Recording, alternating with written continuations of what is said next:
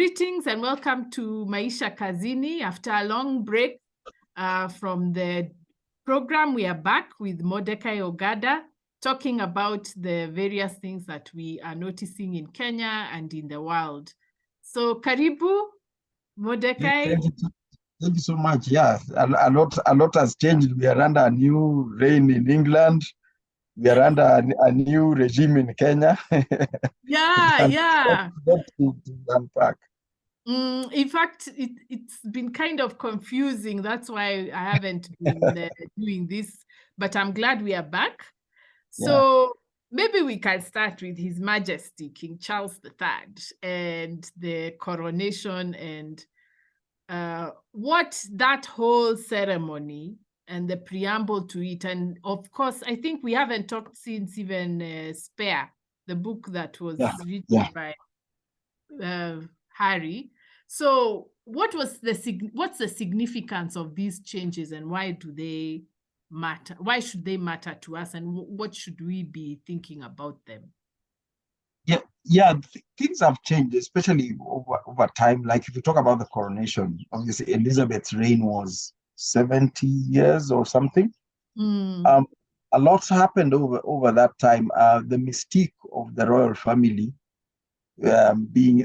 being the mystique of the sovereign being the head of a huge empire disappeared during Elizabeth's reign, even though she personally retained the mystique that she had before all these countries became republics, and she retained that respect and all that. But now the coronation of Charles brought in new questions about even the crown jewels, these diamonds which came from India, all sorts of trinkets from all over the empire that didn't come from within the UK, him needing to re-justify the need for a monarchy to many people around the world, although to many, especially even in Kenya, all people are in awe at the pomp and ceremony, and people are saying it was a beautiful ceremony and all these kind of things. And if you questioned any of it, there are many people who would tell you that stuff is really important, yet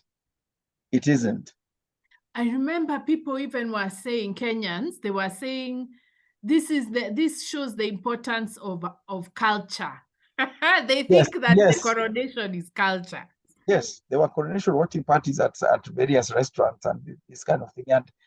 And people say this is their culture. And with all those, there are some strange bits of wood being put. There's a stick which was being broken and put into the tomb, there's a lot of strange things that would be frowned upon if they were done by some of us common. But that's true. It's an anachronism, and in a way, I do sympathize with the king that because he's an anachronism, a living, breathing one, and I think that's his burden to bear. Yeah, but now the problem is that a lot of Africans believe in that kind of anachronism, especially with the previous regime we had. What spectacle! We love that's spectacle. What they taught us. Yeah, and every now and again you get glimpses behind the spectacle that shows you that there's nothing back there. And even if we refer to the royal family, recently Prince Harry's deal with Netflix fell apart because he wasn't. They had a contract for I don't know X number of episodes, and he simply wasn't coming up with any material. And they started calling him a con man, but he's not a con man. There's nothing. He has nothing to offer. Yeah. It's not like he's hiding anything. He just has nothing. He grew up in this wealthy family with these hereditary titles and never made anything for himself. So what story would he tell? I would have more story to tell of my life than this Harry.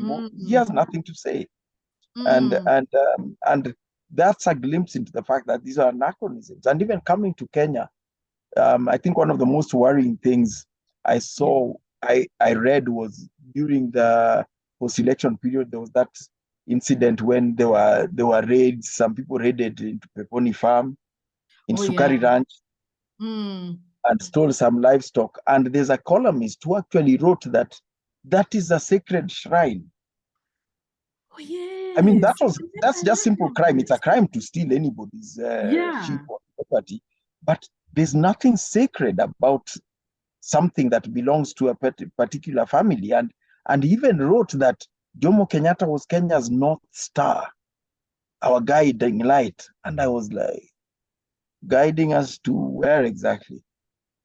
And that shows how besotted, educated, middle class, especially Kenyans, are with the idea of royalty and nobility and feudalism, or even what Joe Kubudi refers to as imperialism. We very few of us know how to exist outside that injustice. The glam and the spectacle, we are not able to deal with the cost of putting up that spectacle. Yes, because yes, even these watching parties for Sijui royal wedding and coronation, yes, it's middle class who are paying top dollar for that kind of thing. And dressing to the nines to go and watch it on TV. You may as well do that in your pajamas. I mean, you're watching it on TV. Why are you dressing up? Yeah, I mean, oh God. Yeah, but you know, even the debt that we are in is because of this spectacle, the big concrete things that are being were built and which we had to take loans for. Yes. And they're part of our facade. We are become a performance nation. We think we are great because we've got an expressway. I'm sure you've seen the number of photos people share even online. Look how beautiful it. Look at the Nairobi at night, the expressway, and this kind of thing. And you look at the huge port. This Africa. Yeah. The huge port in Lamu, big international airport in Isiolo, the standard gauge railway, and the list goes on and on. There's the wonderful green Uhuru Park, which we have defiled with concrete and metal sculptures. Who needed metal sculptures in Uhuru Park? Who? People just Uhuru needed Park needs nice grass. Yeah, nice grass, trees, bins for refuse, and toilets maybe for people to use, and maybe a snack shop. Who needs metal sculptures, concrete steps? It's a plane. Yeah. Whose idea was that? I mean, and it's this performance. And I remember when they talk here, we upgraded Uhuru Park to international standards. We are in love in Kenya. We have this strange thing we call international standards. Whenever we want to defile something, we say we are bringing it up to international standards. When we wanted to destroy the Kisumu waterfront and all the fish-eating restaurants down there, destroyed them all and said we are making this place to international standards. That's the sort of thing we do. Yeah, it's like we have no soul. Judging by the way we don't care about the things that are important to people. And why does Uhuru Park have a gate now? Why should it have a gate? Even if it's open, but why do you need a gate or a fence around it? I should be able to enter it from any direction and leave from any direction. Park. That's the point of a park. Why does it even have a gate? There's a huge infrastructure development at Uhuru Gardens as well. And you see this big, and this Uhuru theme through everything. Uhuru Park, Uhuru Gardens, they've built the big MV Uhuru vessel to ply in Lake Victoria. And it's also, what's this? It's an obsession, really. And it's, you can't get away from the Uhuru theme. And that's what we wanted an end to. That's what we wanted to go. Yeah. This is what we needed to escape from so desperately. And now we are paying back loans. Isn't the debt about those toys? Those concrete toys that were being built. These monuments, they're like stage costumes in a play. And the props, those stage props in a play. But it's just that these ones have cost billions of dollars, and here we are paying for them. I mean, even things like the expressway, you don't know how it's a public-private partnership if it's built with public money, and then the use is paid for with private money that goes into a private organization. Public-private partnerships, it's a private developer comes and builds the whole thing himself and operates it for X years until he gets his money back, then he hands it over to the state. But this is built with taxpayers' money on loan. Now we same taxpayers are paying to use it, and the elite are very, very happy about it, saying that yeah, it saves us time when we need to get to the airport. When we need to, it's nice and clean, no borders. The cultural reference to certain people as that. But what's this obsession with concrete? It's like people see as if nothing has changed if we don't have a big building to show for it. In fact, people have started asking, why is there all this obsession with concrete to prove development? It's very primitive. The obsession with concrete and huge structures goes back to medieval times. The castles, oh yes, Hadrian's Wall, the Great Wall of China, those things, those huge edifices, those showed the greatness of Rome or whichever emperor was in charge. But now it's like this obsession with concrete, pouring huge amounts of concrete. Obviously, it's fine if you're building something that's useful and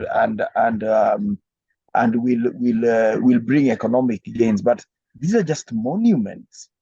These are just monuments, huge white elephants. But they and it also shows emptiness. When someone knows there's nothing psychological or cultural or social that he did that will be remembered forever, he wants to build something brick and mortar. No one remembers Lumumba for what he built. Yeah, that's the only way you can remember the person. Yeah, look at the great Africans, Patrice Lumumba. We remember him forever, not for anything he built. We don't remember Fanon for anything he built. We don't remember Amilcar Cabral for anything he built. These are people who we remember them for their thoughts, their words. I'm not sure if Thomas Sankara built any huge concrete edifices. In fact, he was mostly busy building rice farmers' supply chains. But we still remember him. But these people who are empty, they have to build concrete. Then it's an obsession, but it's very primitive, but it shows hollowness inside. And not only just the concrete, these cars and these jobs. Oh God, performance. Since the new government came into office, that is all we are seeing. People with big cars wanting state appointments, congratulations here and everywhere. Yeah.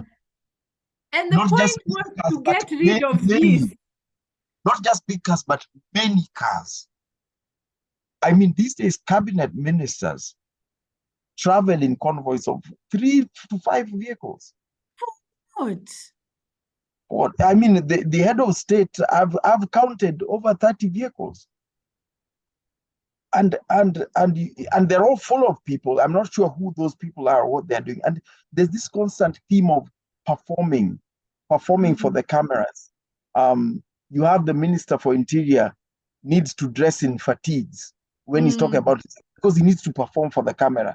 His words will be just as effective if he's dressed in a suit or a t-shirt. It's the office speaking. You remember even the recent horrible accident in Londiani.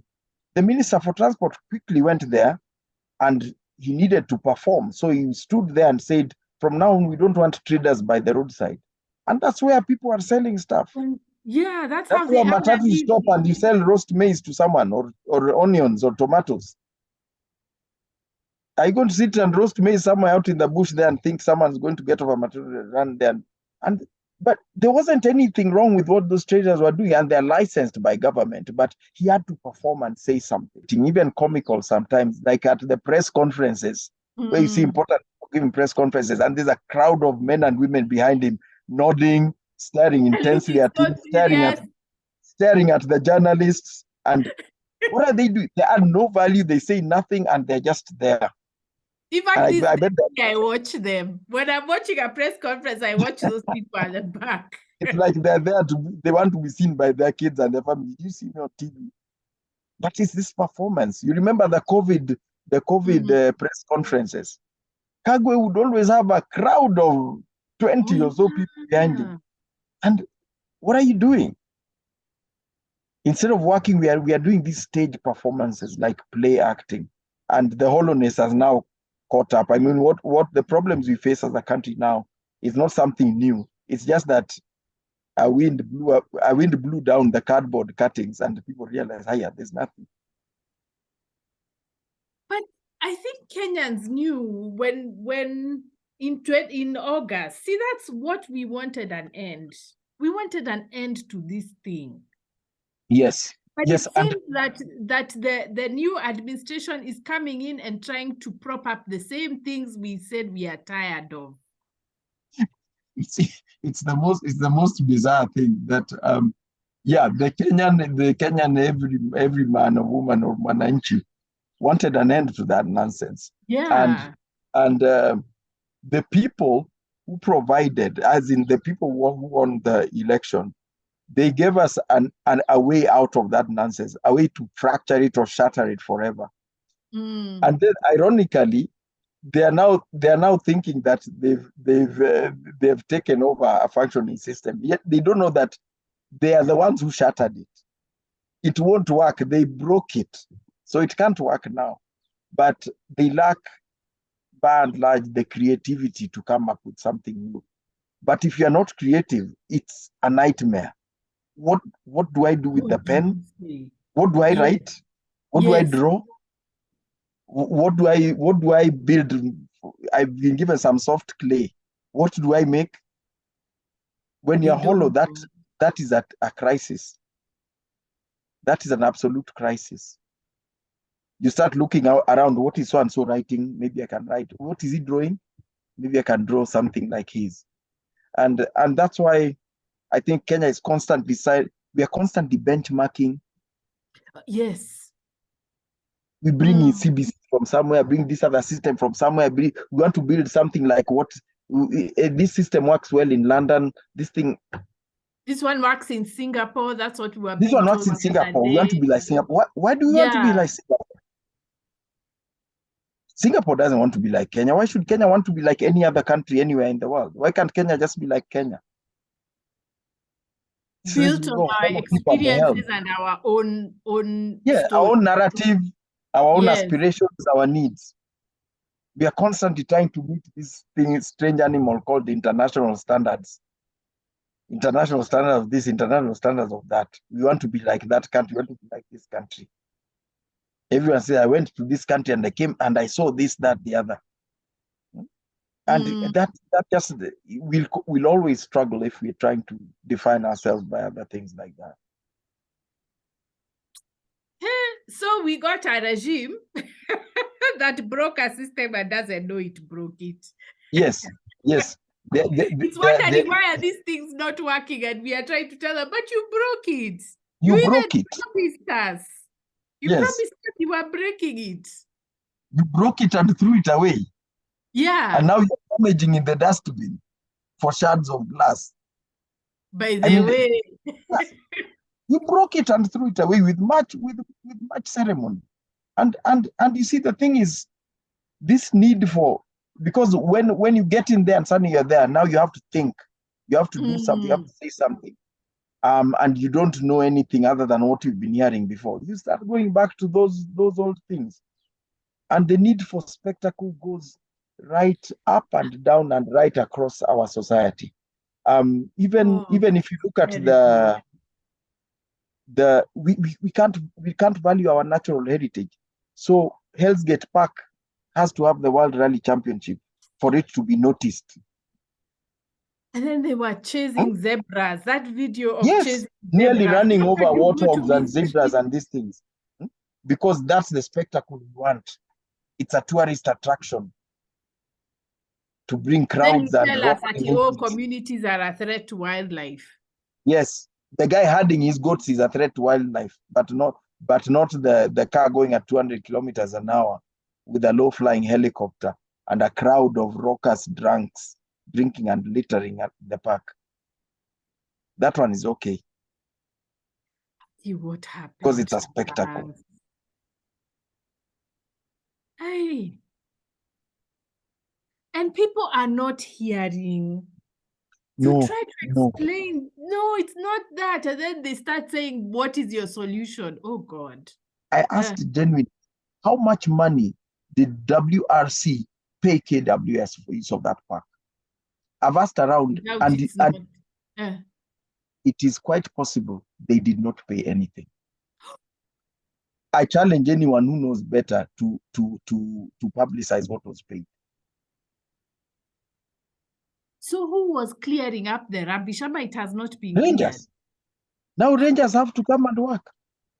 Rangers who are meant to be protecting wildlife, law enforcement people, trained at public expense in Manyani. You are now collecting used wet wipes. And that's a better... And worse. And worse. Yeah, and worse. No, oh God. Where's the dignity in our country? Surely for them. And we don't realize that this forms a vicious cycle, because when KWS allows rubbish like that, how do they start protesting when someone wants to build SGR through the park? They can't. How do you start protesting? What do you mean a road through a park? There's a road being planned now through the Aberdare Park, through the Aberdare Forest. Yeah. How do you protest at that? What do you mean it's damaging? We've been having rallies in Hell's Gate. How do you protest as KWS? How do you protest? How do you protest when you allowed SGR through Nairobi National Park? So now you pretend that a road through Aberdare Park is a problem, and you allowed SGR through Nairobi National Park. But even SGR was a problem, so... It was a problem. Why add on to the problem? Yeah, but we set these precedents, like these precedents that completely fly in the face of conservation of natural heritage. It completely flies in the face. It's like in so many ways we don't seem to understand what's wrong. Like it's the way, like we mentioned, we have raised taxes right now to some crazy levels to raise revenue, which the government needs, but government spending has not been cut. If you look around, government vehicles are all spanking brand new. They're all brand new, and there are many. There are many. You go to government boards of parastatals, they buy iPads and iPhones for their board members. Even if they're buying phones, they buy iPhones. Yes, they buy iPhones. They buy Mac laptops. They never buy PCs. They buy the most expensive of expensive. Government buys the most expensive of everything. Yeah, and that's the strangeness the addiction we have to largesse and pomp and ceremony. And the guys who broke that system of feudal patronage, whatever, are now trying to yeah. You sank a boat and now you're trying to refloat it again and start rowing it. I don't know. Let me ask, because I was wondering this a few days ago. What are the conversations that happen in the government that make them justify this kind of thing? As in, they actually see, is it that they say, do they actually tell themselves, we don't care about Kenyans, we don't care how much it costs, or is there a justification that makes it sound like common sense? What is this? I don't understand it.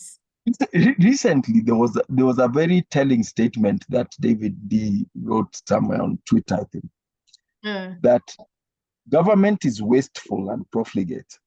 Yeah. But the truth is that 30% of Kenya's economy is dependent on government waste. Dee said that. It was a shocking statistic to me. Okay, it's a very tragic statistics, but to be honest, it's not shocking because of how much government wastes. Government is like the biggest employer in Kenya now. That's dysfunction. Government should not be the biggest employer. That's dysfunctional. Government is the biggest customer for so many hotels. If you go to who is the Toyota Kenya? Yeah. Who is their biggest customer? Government. With those Land Cruisers and stuff. If you go to DTW or whoever the dealer of Mercedes-Benz, who's their biggest customer? I bet it's government. And so the government is the biggest customer of almost everything. And this wastage sort of, it's now gotten to a point we can't even rightly call it corruption. It's like it drives our economy. And the other thing is that budgeting in Kenya government is false. Those trillions we hear about, trillion this allocation to that money doesn't exist. So it gets allocated, it never gets disbursed. So whatever gets disbursed is just to cover the recurrent. And that's why we spend so much on recurrent. The disbursement cannot meet time. Again? Meaning, what is budgeted? What is budgeted is usually false figures. And I've got experience of this from being in a parastatal board, where we'd get X allocation from the treasury for our budget, which would look good. We can do all these programs. But from the first day, the finance officer goes to camp at treasury to beg for the money which we have been allocated, to beg for it to be disbursed. It's disbursed late. The first quarter's disbursement is given almost halfway through the quarter.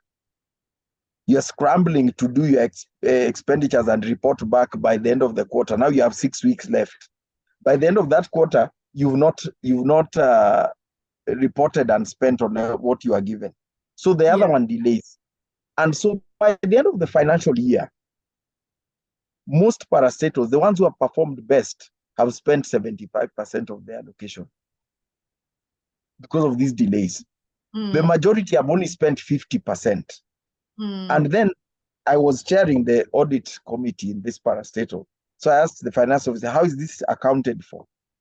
The government enters that as unspent surplus. But the money didn't exist. It's not like you had 100 shillings, then you only spent 50. You only had 50, but you were allocated 100. But you only given, then it's reported that you only spent 50. And even you had in June, last month, counties only got their April allocation in June. That's the end of the financial year. Where did the May one go? Where did the June one go? It's called unspent surplus, but they never received it. So our figures of economic growth and all these things, even to a layman like myself, who's not an economist, it's false. It's fiction, basically. It's fiction. It is fiction. It is fiction.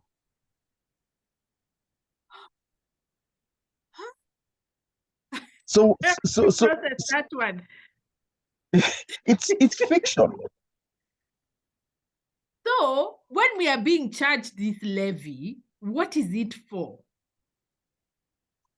Yeah, so the levies are just money into the pot. And you see, there are forums where the elected leaders or executives like governors are and all that. I think that's where they're told the truth. Guys, there's no money. We have to charge this. So it's up to you to support the housing levy because it's for you guys. And then, as you see now, SRC has already recommended pay rises after they passed the finance bill. SRC is rewarding them with pay rises.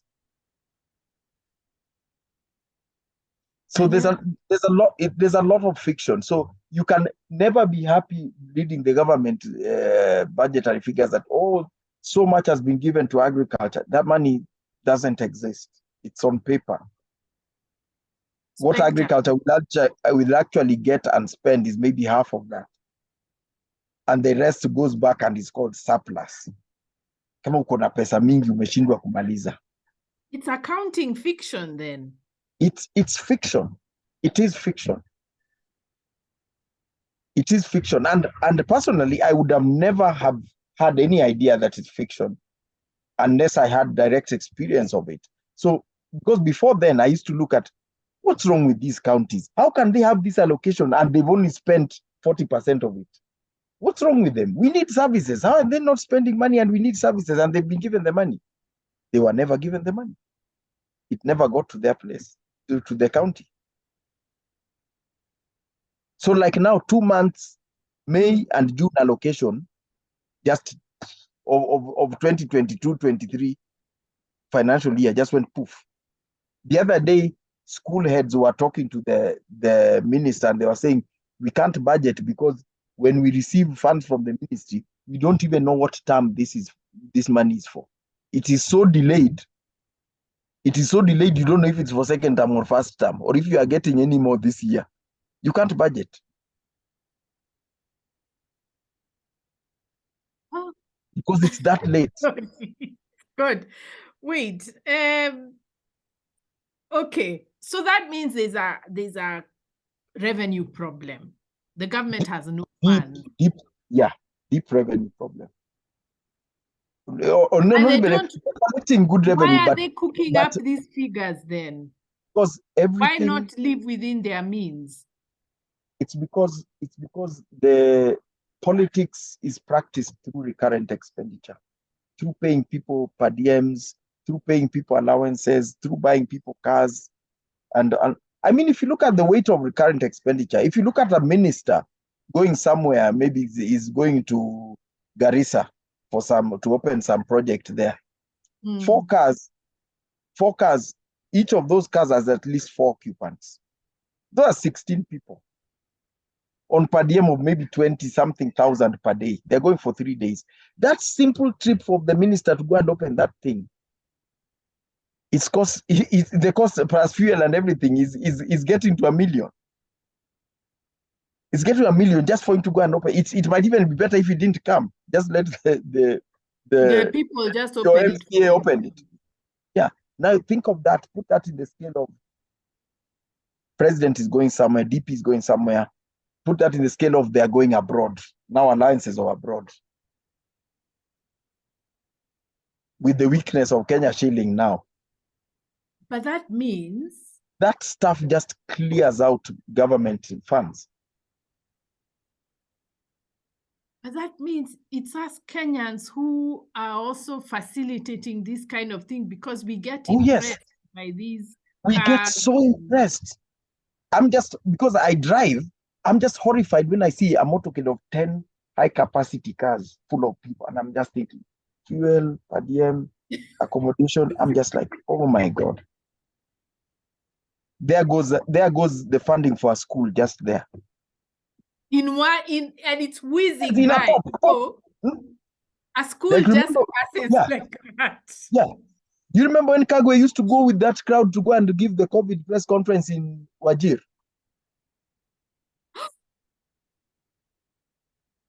Or when the late Magoha would go around to all far-flung schools all over the country, inspecting them with a crowd of people. That's where it's just a drain on money. And we talk about salaries, but I think the controller of budget, I had a say in a function somewhere that the wage bill is high, but allowances are even higher. What the government spends on allowances is even more than what they spend on wages. That's why you see a very happy guy with the official salary of 60K, but he's very happy and very comfortable. Okay. Wait. So now putting that money aside, where does corruption fit in? It's now an additional expenditure. Yeah, and now because of the delays, you see, if someone supplies goods or services, Yeah. Because this poor financial management or planning delays payments. It means if he's to make profit or break even, he has to overcharge. If I sell you this pen today and you pay me today, it's fine. You'll pay me the 150 shillings or whatever it's worth. But if I'm going to receive that payment in February 2024, weka 1,000 to cover for my interest, the loan interest on the loan that I've used. So everything has to be overpriced, and does get overpriced because of that delay. So it's like a domino. It's like a domino effect. And you see, someone sold some chairs to the government at 500,000. He was paid after 2 years, so he had to price that 50K chair for 500,000 to cover for the 2 years. So people who play that game are the only ones who can currently survive and do government tenders. Someone sent me some copy of some technical work tenders, and I just laughed. I said, no, even if you bring it to me like this and give me the tender, I'll say no, thank you. Because of what it takes to get paid. I've once done one and got paid after a year, after spending my money on doing the work. So it's a domino effect. It's a domino effect completely.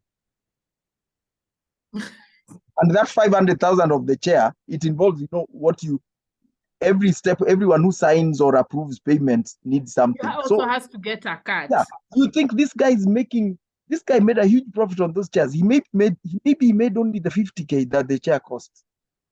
Maybe he just made 50K.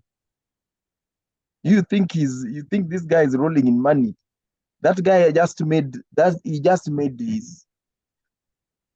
his Kaida profit, and the rest just floated away. In other words, right, this is crazy, but it sounds like we don't have a government. It's just a scam. Or what is it? What we have is a cabal at the table. We just have a bunch of people sitting around the table. I mean, by table, I mean the eating table. And this changes. Honestly, right now, we as a country, I cannot. What are we producing? What are we producing? We are like what Daria Sokola calls warehouse economy. We are just brokering things. Yes, hustling. We are hustling. We are brokering things, posing for pictures. We pose for pictures. We call our country magical, and this kind of thing. And we do what we think foreigners want to do. I remember when some tourism investors suggested that tourists would like to eat game meat in these high-end hotels.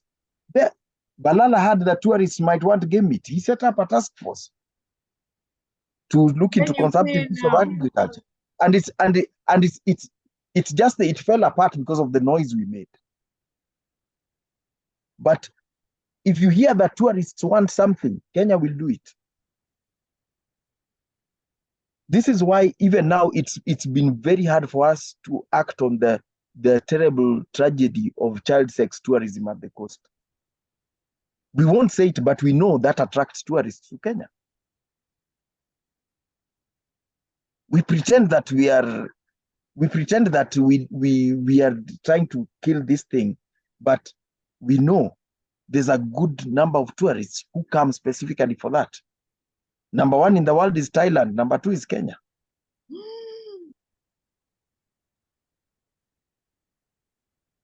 We know it's a draw. And until we can look in the mirror and tell ourselves there's certain types of tourists who we do not want in this country. We don't want sex tourism in this country. But Kenya, as long as is he paying dollars, sour?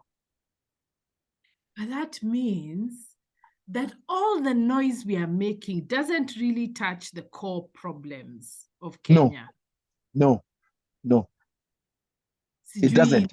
We are food insecure. Manifesto, debt. It doesn't even come close. Yeah. We are food insecure, but we put all the resources and advertising and marketing muscle of the government into flour production for foreign markets. As in flowers, the rose flowers. But we are food insecure. But government will not put its muscle into boosting grain production, potatoes production, and all these things. Those ones happen in spite of government, not because of government. We won't put any muscle into livestock production.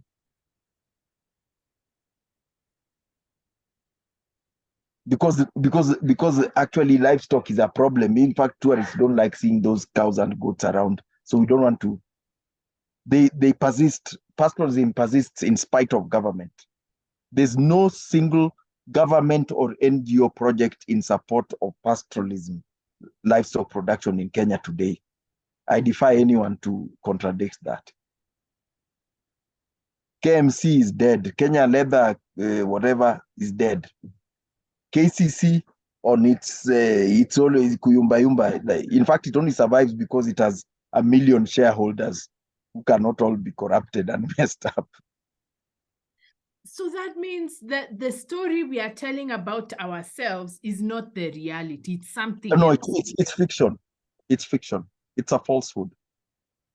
We put on makeup. We are like, if Kenya was a person, we'd be like this marionette with makeup. Like a clown. If he passed by, you wouldn't know if it was your brother who was acting, because there's the yellow hair and the big red nose and those things.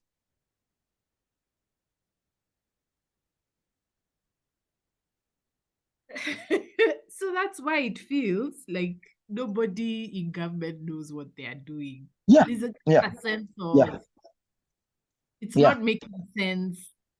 I mean, I've actually given what I know to be very sound technical advice from my field of expertise to a senior government official. And I'll quote what I was told. Government doesn't like noise. So I thought, and so what I'm saying from my 24 or so years experience, it's like the noise produced by wind or something. And I quietly withdrew my offers of any opinions, because I wasn't, and it wasn't even technical advice that I was being paid for. This was just volunteered. I sought an appointment. So this thing is going to collapse then. If there's no substance backing what these guys are telling us, then it will collapse. Substance is very thin on the ground in Kenya. Even those who know what to do, there's a culture in Kenya of nyamaza. Something's going on. Like the one who points it out is now the problem. So there's a culture of silence in Kenya. So you keep quiet. When is it many, even you talk about corruption, they ask that foolish question: why is it your money? Is it your money? Yes, it is our money. Actually, for the record, yes, it is our money. But we are that far detached from truth. That's a thing. Even I made a lot of noise online and made a lot of harsh statements about the World Rally Championship. People tell you, Kwani, what is it? What's your problem? I've been to national parks and I see a sign saying speed limit 40 kilometers per hour, which is correct. Why are those guys going 200 kilometers per hour? Is it because they are foreign? Is it because they are white? Why is it? Why are they going 200 kilometers per hour? And why do we have to hold it in a park? You ask about the viewer, what's your problem? We unapiga kelele sana. It's because we have no dignity or substance in ourselves. This hollowness is what's finishing us. That's why even recently you see cabinet secretaries making statements like the cabinet secretary for commerce talking nonsense about nation newspapers. And rather than keep quiet, I've seen colleagues defend that. Like, it's okay. Okay, we have freedom of speech in Kenya, but I'm sorry, when you want freedom of speech, you should not be a member of the cabinet. I can speak freely, but a cabinet member as a holder of that office cannot say anything. It's just like the president. There are things the president might feel, but he can't say because of his office. Can't say, yeah. An ambassador can't say, can be very offended, but he can't say because his face in New York is Kenya. Hey, so if even a cabinet minister can sort of lose his rag and talk nonsense and be defended by other colleagues in government, then there is a hollowness at the core. Like, so who knows what we are doing? Who's the protocol guy in government? In my view, as a political layperson, the team you need to fight the campaign and get there is not necessarily, or ideally is not the team you need to govern once you are there. People are good at governance, are not good at campaigning, and vice versa. There are very few people who combine both skills. Brilliant campaigner and brilliant executive. But then how do you reward, which is the Kenyan political nightmare, how do you reward those who campaign for you? Because they're not doing it. They're not like us people on the left who do it out of principle. They're doing it for the money. Yeah. I mean, I guess that's now statecraft. You maybe give a minor diplomatic posting somewhere or parastatal board positions or something. But I mean, you bring incapable people into the core center of government, you're in trouble. You're in trouble. It's not even a capacity problem. It's a mindset problem. It's a mindset problem. Because, I mean, when, for example, somebody runs for Senate and wins and then quits to be a cabinet secretary, it means being a cabinet secretary was more important than being an elected politician. What does that even mean? Even he's campaigning for Senate, even denied someone a ticket for Senate. What does that even mean? I mean, what is this that is so I mean, you can't ask someone the CS post. Yeah. Like when you are running for Senate, see, you wanted to represent people of whatever county X. So what happened now? You mean you weren't interested in the welfare of the people of county X? You wanted a cabinet post. Because these are completely different. Why are cabinet posts? Why are they so lucrative and attractive? And that's the thing. The problem of principle, like when you are put in there as a reward, the unspoken thing is that you are put in there to hustle through that office. Give yourself tenders, give your companies tenders. This thing you're put, because that's the reward system, isn't it? That's the reward system. Because so if I'm appointed, do when you're in the Senate. Yeah, and that's what leads to this behavior and this unethical behavior on the part of many cabinet secretaries, that I know I'm in this office as a reward, so I can say whatever the hell I want. I can call nation whatever unprintable names. After all, I'm not in this office for my competence or politeness or decorum or dignity. I'm here as a reward because of the votes I brought. So hakuna kitu tanifanya. Even the ones who steal because I'm here. I'm here as a reward for maybe what I gave or what the work I did. So what do you mean? What do you mean? The reward is not the salary. Apana. Okay, salary is substantial, but no, that's not the reward.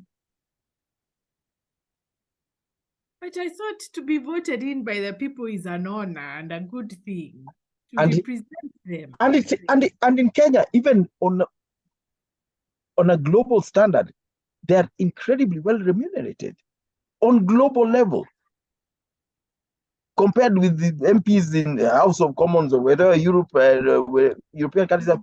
Then our salaries are up there. And even just the privileges of this. Imagine you have a salary and every meeting you sit in the committee, you are paid an allowance on top of that salary. And you have a car grant and car loan and house grant and mortgage and I don't know what. Like, the rewards and the mileage allowances, some of them are claiming like 30 M a month, some ridiculous amounts. And it's never questioned. I'm surprised even the Starehe MP has mileage claims, and parliament is in Starehe It's in his constituency. alikuwa anaenda wapi? Hey, Ogada, we will have to continue this conversation, but I'm just puzzled by The important things say about us. Why is this? What, even aside the corruption and everything aside, why is this important to us? Why not the accomplishment of ideas, of doing something great for the people, for leadership? Why is it these? That's just puzzling, because it's so expensive, and not expensive just money-wise. It's expensive to the country. Morally, it's morally expensive. I think we as in Kenyans, we took imperialism to heart. During colonial days, we took it to heart. And the colonialists, they fashioned a new feudal elite in preparation for their departure. So what we had was just a changing of the guard from white colonialists to black colonialists. And we, the people, we got used to that. It became normal over 60 years. That's a couple of few generations. It became normal. It became normal, as in we expect government now exists to serve those in government, not to serve the people. Government exists to serve itself and its senior officers. And you see that in these incredible privileges, such that we've normalized it. People even say, so-and-so was a PS for 15 years. I don't understand why he's not a billionaire. Hata anakaa hana pesa. This guy used to be a PS. So we expect. So this guy used to be a DC. This guy used to be a OCPD. And I'm just seeing him, he looks broke. We expect that graft, actually. Because that is what, and even then, why are people happy? There's this illogical happiness that a cabinet minister has been appointed from my home area. It means nothing to me unless it's my dad or my brother or someone. But people are happy to see their empire, their little emperor getting fat and eating. It makes them happy. Because if you are imperialist at heart, when your emperor is shining, you're happy. You're happy. And I think, and the tragicomedy is that the empire has shattered. It has. But in fact, the people who shattered it can't tell that it's shattered. They think they still have an empire. So as we speculated before the election, this 5-year period will be characterized by confusion. It may well be, we can count them as wasted years. These 5 years may be wasted, because everyone from the top to the bottom common man, those who have not been reading history, are lost. They don't know what's going on. They don't know what's going on. That one. Mm. Yeah. In fact, when you try to explain it, people get angry. They get angry. What's wrong with you? Start saying, are you saying that Ruto is a good president? Yes. And you're like, no. This is a historical problem. It's a historical problem. It's not that person. It's not that person. But we like personalizing it, because that sort of absolves you from thinking deeply. Then you point to it's that guy is the problem. It's that tribe that's the problem. We should have put this tribe, but that tribe was worse. Those silly kind of arguments. When you decide to personalize and take the imperialist viewpoint, it absolves you from thinking. Now you start talking like we should have had that. So and so should have been the emperor, not this guy. The problem is imperialism, not the emperor. They're not understanding that. It's a bit difficult. What? Yeah. We'll have to continue it. Let me digest this one first. Then That's at a personal what I have to. yeah. That's what I have to process. Yeah, because I've been seeing it kwa umbali, that there's something empty about this whole fiasco that we are doing. No, I have to think about it. That's very tragic. It's extremely tragic. Yes. Yeah. It is tragic, but we have to live through it, and I think the only way is up now, because intellectually, morally, we are right now at sea. Yeah, when you hit the bottom, the only way next is to go up. Yeah. Okay. All right. Thank you so much. This has been a good catch up. We are going to have to do this more often. Sawa sawa.